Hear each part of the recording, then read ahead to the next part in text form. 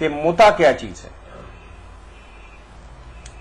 بس اتنا ہی ہے. تھوڑا سا سوال آگے بھی ہے کہ پھر کیا آپ تشریح کریں گے تو درمیان میں سوال آ جائے گا. سوال ان کا میں پڑھ دیتا ہوں. انہوں نے لکھا ہے کہ جو لوگ اس وقت عرصہ دراز سے غیر ممالک کے اندر اپنے بیوی بچوں سے دور ہیں تو کیا ان کے لیے کچھ اس قسم کی کوئی گنجائش ہے شریعت کے اندر؟ سوال ان کا یہ. اللہ اکبر. متع کے بارے میں پہلے تو یہ بات صاف ہونی چاہیے کہ وہ ہے کیا، کہ ان کے کتاب میں دیکھنے سے پتہ چلتا ہے کہ جو اس پر لکھتے رہتے ہیں ان کا ذہن صاف نہیں. وہ جو کوئی متع کے بارے میں لکھتے ہیں وہ تو صریح زنا ہے کہ شادی شدہ عورت کرے، ایک وقت میں کئی آدمی اس سے تعلق رکھیں، ادھر ایک فارغ ہوا دوسرا اس پر سوار ہو گیا، ایسا متع بیان کرتے ہیں. جس کے بارے میں پھر سوال پیدا ہوتا ہے کہ یار اللہ کے رسول نے فتح مکہ کے بعد حجۃ الوداع تک اس زنا کو جائز رکھا. ایسی بدماشی حضور اجازت دیتے رہے. کوئی برائی چلی آ رہی حضور نہ روکیں وہ الگ بات ہے کہ ابھی حکم نہیں ہے، مگر یہاں تو اذن دیتے مولانا کال لیں گے. یہ متع جائز ہے یا نہ جائز یہ بعد میں پہلے متع سمجھ لیں تاکہ نبی علیہ السلام اور صحابہ پر جو اعتراض آئے گا کہ اتنی مدت آپ نے اجازت دی رکھی اور لوگ کرتے رہے، تو خدا کے لیے اس بات کو سمجھ لیں کہ متع جو ہے بالکل نکاح ہوتا ہے. اس میں وہ ساری شرطیں جو نکاح کی ہوتی ہیں کہ شادی شدہ سے نہیں ہو سکتا، جو عدت گزار رہی ہو اس سے نہیں ہو سکتا، ایک وقت میں ایک خاوند کی بیوی ہوگی، جب وہ ختم ہوگا تو عدت گزارنی پڑے گی. عدت میں اگر ثابت ہو جائے کہ بچہ ہے اس کے پیٹ میں تو بچہ پیدا ہونے تک انتظار کرنا ہوگا، اور وہ بچہ اس آدمی کا جائز بیٹا ہوگا، وراثت میں حصہ لے گا. سارے قانون وہی، اور مسلمان ہو یا اہل کتاب ہو ایسے ہی ہوگا. سارے وہ قوانین و قواعد جو نکاح بالکل نکاح ہوتا ہے. صرف فرق یہ ہے کہ دوسرا نکاح جو ہے یہ طلاق سے یا موت سے ختم ہوتا ہے. وہ نکاح جو ہوتا ہے اس میں جو مدت مقرر ہے وہی طلاق ہے، جب وہ مدت پوری ہو جاتی ہے نکاح ختم ہو. باقی سارے قاعدے قانون نکاح وارث ہوتی ہے. باقرہ سے بھی ہو سکتا ہے. ہاں وہ عاقرہ سے بھی ہو سکتا ہے، مگر اس کے لیے اس کے وارثوں سے اجازت لی جائے. اور یہ بھی ہے کہ شیعہ حضرات نے بھی خیر کھلی چھٹی دے دی. ان کی حدیثوں سے بھی یہی پتہ چلتا ہے کہ یہ اجازت صرف سفر میں تھی. جن کی بیویاں گھروں میں موجود ہیں ان کے لیے نہیں تھی. جو لوگ سفر میں ہوتے تھے اور ایسا موقع آ جاتا تھا کہ خطرہ پیدا ہوگا کہ جناب ان کو اجازت. ہماری حدیثوں میں بھی یہی ہے، وطن میں ہوتے ہوئے آپ نے اس کی کبھی اجازت نہیں دی. اب ہمارے ہاں تو یہی ہے کہ اللہ کے رسول نے آخر میں اس کو بند کر دیا، روک لیا. مگر اس کی خبر کئی صحابہ کو نہیں ہوئی، وہ کرتے ہی رہے. حضرت عمر رضی اللہ عنہ اپنے زمانے میں اس کو زیادہ پھیلایا، پھر لوگوں میں اس حکم کی اشاعت کی کہ یہ بند ہے. مگر اس کے باوجود بھی کئی لوگ جو تھے صحابہ میں سے وہ قائل رہے ہیں متع کے، اس میں کوئی شک نہیں. اس لیے اس پر قیامت نہیں برپا کرنی چاہیے. ہم سمجھتے ہیں کہ یہ رک گیا، مگر آخر ابن عباس جیسے ابن مسعود جیسے لوگ جائز سمجھتے رہے ہیں، وہ حدیثوں میں موجود ہے مناظرے کرتے رہے کہ نہیں بند ہوا. تو اس لیے اس پر جو ہے نا کہ کافر ہوگا شیعہ فلاں، یہ کوئی بات نہیں. ایک فرعی مسئلہ ہے کہ وہ سمجھتے کہ اب بھی ایسا نکاح جائز ہے. نکاح ہے موقت کہ وقت کی پابندی ہوتی ہے اس میں، باقی نکاح ہوتا سارے.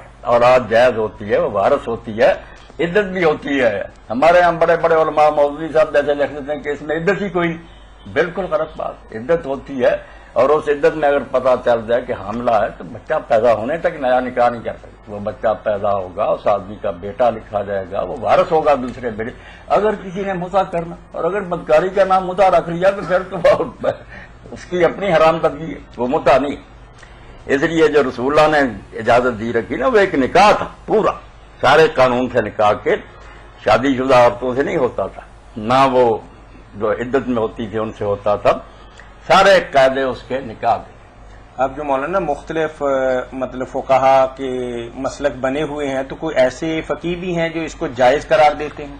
نہیں، اہل سنت میں سے کوئی نہیں دیتا. خواہ وہ اہل حدیث ہیں یا اہل فقہ، یہ تو سب کہتے ہیں کہ بند ہو گیا. صرف شیعہ حضرات جو ہے نا ان میں سے بھی یہ امامیہ جو ہے یہ مانتے ہیں. ورنہ زیدی جو ہے یمن کے وہ بھی کہتے ہیں کہ بند ہے. مگر اس میں آپ دیکھیں نا کہ شیخ عبدالعزیز ابن باز رحمۃ اللہ علیہ کے ساتھ جو دوسرے مفتی تھے انہوں نے کیا راستہ نکالا. بات وہی ہے، ایک چور دروازہ نکال دیا جس پر صالح حسین جیسے بیچارے روئے بھی کہ کیا کر رہے، وہی متع نام اور رکھ لیا. تو شیخ نے کہا کہ دل میں رکھ کرنا کہ مہینہ ہی رکھنا پھر اس کو چھوڑ دینا، ظاہر نہ کریں. اگر کہہ دیں عقد میں اتنی مدت پھر متع بن جائے گا، دل میں چھپا دیں اتنے دنوں کے لیے بس پھر طلاق دے دیں. یہ انہوں نے کہا جو یورپ میں لوگ جاتے ہیں یہی مصیبت جو آپ نے بیان کی، تو ادھر وہ لوگ ایسا کر لیا کہ یہ باقاعدہ ان کا چھپا ہوا فتویٰ ہے سعودی علماء کا. مگر صالح عثیمین رحمۃ اللہ علیہ خلاف تھے کہ یار یہ چلاکی ہے نا، اگر متا حرام ہے تو یہ وہی متا جب آپ کے دل میں ہے کہ رکھنا نہیں اس کو تو کیا ہوا؟ مگر یہ ہمارے سنی حضرات بھی ایسا کر لیتے ہیں، صرف بڑے بڑے علماء کراچی میں جن کو سیٹھ بلاتے تھے، رات شادی کی صبح طلاق کے لیے نہیں کر لی کوئی کماری، یہ نکاح پڑھا دے کہ ہاں ٹھیک ہے اللہ نے اس نے زبان سے تو نہیں کہا کہ ایک رات کے لیے بتائیں یہ دین ہے، محسنین غیر مسافر۔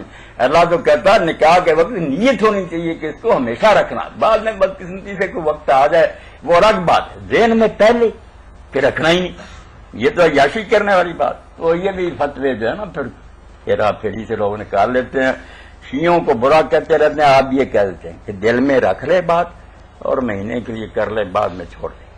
میرے خیال شیخ بن باز صاحب کے فتوے پہ عمل نہیں ہو رہا ہے، ممکن انہوں نے فتویٰ ضرور فتویٰ دیا اور صالح عثیمین کا رد بھی ہے اس پر اب بالکل۔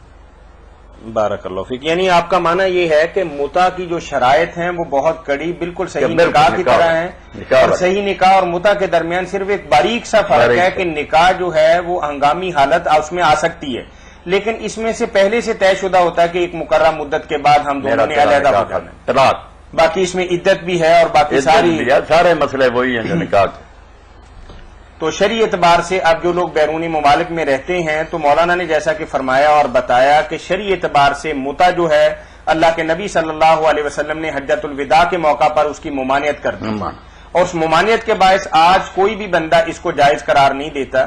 اگر کوئی بھی بندہ اس پر عمل کرتا ہے تو سمجھے کہ صریحاً بدکاری کا اور اللہ کے نبی صلی اللہ علیہ وسلم کے احکامات سے روگردانی کر رہا ہے۔ جی